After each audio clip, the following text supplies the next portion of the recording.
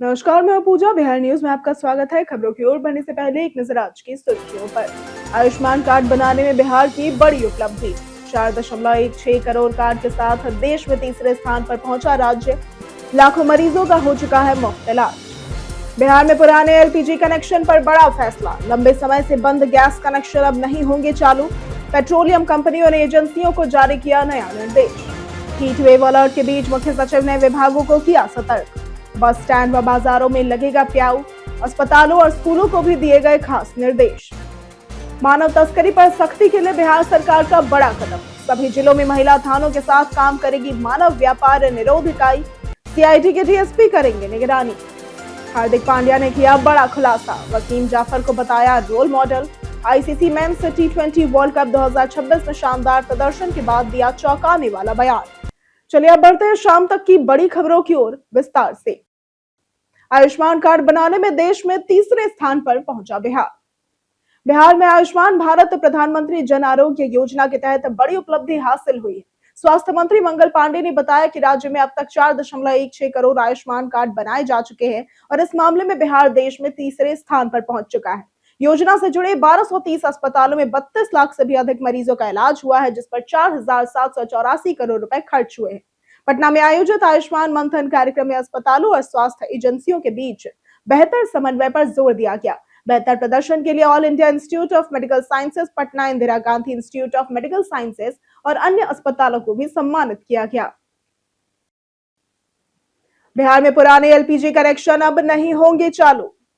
Petroleum कंपनियों ने लंबे समय से निष्क्रिय पड़े एलपीजी कनेक्शनों को फिर से चालू न करने का नया निर्देश जारी कर दिया है। बिहार की गैस एजेंसियों को स्पष्ट कहा गया है कि पुराने कनेक्शन को सक्रिय करने के लिए कोई आवेदन या वचन पत्र स्वीकार नहीं किया जाएगा। लंबे समय तक इस्तेमाल न होने पर कनेक्शन डीएक्टिवेट हो जाते हैं और नए कनेक्शन पर फिलहाल रोक है। उपभोक्ताओं को इस नियम की जानकारी दी जाएगी और जिन्हें गैस सेवा चाहिए उन्हें नए कनेक्शन के लिए तय प्रक्रिया से आवेदन करना होगा। ये कदम एलपीजी वितरण में पारदर्शिता बढ़ाने के लिए लिया गया है। बिहार में बिना वीएलटीडी और इमरजेंसी बटन वाले वाहनों पर सख्ती। बिहार परिवहन विभाग ने राज्य भर के सार्वजनिक वाहनों में सुरक्षा बढ़ाने के लिए सख्त नियम जारी किए। अब बस, टैक्सी और स्कूल बस सहित सभी सार्वजनिक वाहनों में व्हीकल लोकेशन ट्रैकिंग डिवाइस यानी कि वीएलटीडी और इमरजेंसी बटन अनिवार्य होंगे। बिना ये उपकरण लगे वाहनों को रजिस्ट्रेशन, फिटनेस या फिर परमिट भी नहीं मिलेगा। नए सिस्टम से वाहन की real time location control centre तक पहुंचेगी और ओवर स्पीडिंग या फिर छेड़छाड़ पर तुरंत अलर्ट जारी होगा। जिला स्तर पर निगरानी टीम बनाई जाएगी और विशेष अभियान चलाकर नियमों का पालन सुनिश्चित किया जाएगा। हीट वेव अलर्ट के बीच सरकार ने विभागों को किया सतर्क। संभावित भीषण गर्मी और लू से निपटने के लिए बिहार सरकार ने व्यापक तैयारियां शुरू कर दी। मुख्य सचिव प्रत्यय अमृत ने कई विभागों के साथ बैठक कर सभी को अलर्ट रहने का निर्देश जारी कर दिया। अप्रैल के मध्य से मई जून तक हीट वेव की आशंका को देखते हुए बस स्टैंड, बाजार और चौराहों पर प्याऊ और पानी की व्यवस्था करने को कहा गया है। अस्पतालों में ओआरएस और इलाज की तैयारी, स्कूलों में बच्चों को जागरूक करने तथा मजदूरों के लिए छाया और पेयजल की व्यवस्था के निर्देश दिए गए। इसके साथ ही 24 घंटे बिजली आपूर्ति और जलस्तर की निगरानी सुनिश्चित करने को भी कहा गया है। सभी जिलों में महिला थानों के साथ काम करेगी मानव व्यापार निरोध इकाई। बिहार सरकार ने मानव तस्करी और विशेष अपराधों पर प्रभावी नियंत्रण के लिए नया कदम उठाया है। अब सभी जिलों में गठित मानव व्यापार निरोध इकाई यानी कि एएचटीयू को महिला थानों के साथ जोड़ा जाएगा और ये इकाई महिला थाना परिसर में ही संचालित होगी। गृह विभाग के आदेश के अनुसार सीआईडी के डीएसपी यानी कि विशेष अपराध इसकी प्रभारी होगी। इन्हें महिला थाना मानव तस्करी और अनुसूचित जाति व जनजाति से जुड़े मामलों की निगरानी की अतिरिक्त जिम्मेदारी दी गई है। इसका उद्देश्य इन संवेदनशील मामलों की बेहतर मॉनिटरिंग और त्वरित कार्रवाई को सुनिश्चित करना है। 13 नवनियुक्त राजस्व अधिकारियों की अंचल कार्यालयों में हुई तैनाती। बिहार सरकार ने 69वीं संयुक्त प्रतियोगिता परीक्षा से चयनित 13 नवनियुक्त राजस्व अधिकारियों को विभिन्न अंचल कार्यालयों में पदस्थापित कर दिया है। यह निर्णय उप मुख्यमंत्री सह राजस्व एवं भूमि सुधार मंत्री विजय कुमार सिन्हा के निर्देश पर लिया गया और अधिकारियों को पटना, नवादा, वैशाली और जमुई जिलों के अंचलों में जिम्मेदारी दी गई है। इनमें हिसुआ, पंडारक, दीदारगंज, घोसवरी, बाढ़, अथमल, गोला, बेलछी और हाजीपुर समेत कई अंचल शामिल हैं। साथ ही 19 मार्च को पटना के पुराने सचिवालय स्थित अधिवेशन भवन में विशेष प्रशिक्षण कार्यक्रम आयोजित होगा, जिसमें राजस्व कानूनों, नियमों और भूमि से जुड़ी ऑनलाइन प्रक्रियाओं की जानकारी दी जाएगी। पटना में डिमांड बटन सिस्टम से सड़क पार करना होगा आसान।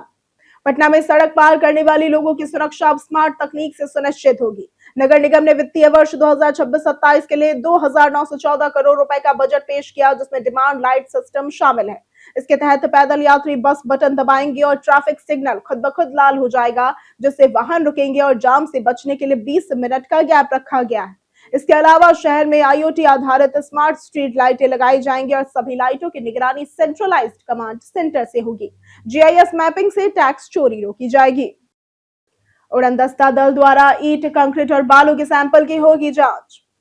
बिहार सरकार ने सरकारी भवनों के निर्माण और मरम्मत में गुणवत्ता और पारदर्शिता सुनिश्चित करने के लिए विशेष उड़नदस्ता दल का गठन किया है।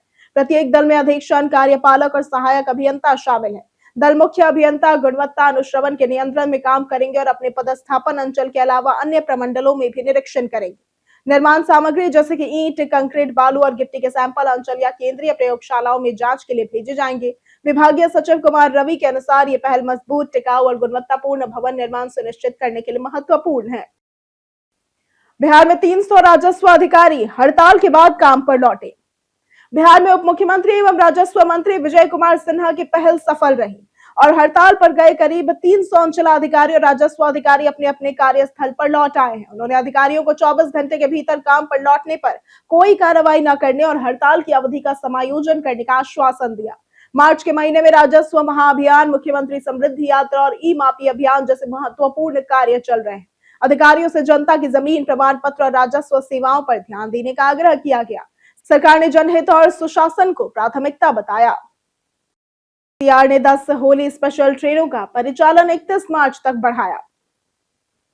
होली के बाद बिहार के रेलवे स्टेशनों पर यात्रियों का भारी दबाव बना हुआ है। दिल्ली, मुंबई और बेंगलुरु लौट रहे यात्रियों की भीड़ को देखते हुए पूर्व मध्य रेल यानी कि ECR ने 10 होली स्पेशल ट्रेनों का परिचालन अब 31 मार्च 2026 तक बढ़ा दिया है। पटना जंक्शन, दानापुर और राजेंद्र नगर टर्मिनल पर भीड़ के कारण यह कदम जरूरी था। चैत्र नवरात्रि में महर धाम जाने वाले श्रद्धालुओं के लिए कंफर्म टिकट मिलना कठिन हो रहा है। यात्रियों की सुविधा के लिए बस सेवा 23 मार्च तक जारी रहेगी ताकि भीड़ को नियंत्रित किया जा सके। बिहार फिल्म विकास निगम के नए कार्यालय का हुआ उद्घाटन।